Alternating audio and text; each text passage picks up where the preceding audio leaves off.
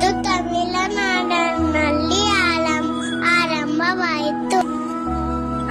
ಹಳೆಯ ಕಾಲದಲ್ಲಿ ಈ ನೃತ್ಯವನ್ನು ದೇವಾಲಯಗಳಲ್ಲಿ ದೇವರ ಸಂತೋಷಕ್ಕಾಗಿ ನೃತ್ಯ ಮಾಡುತ್ತಿದ್ದರು.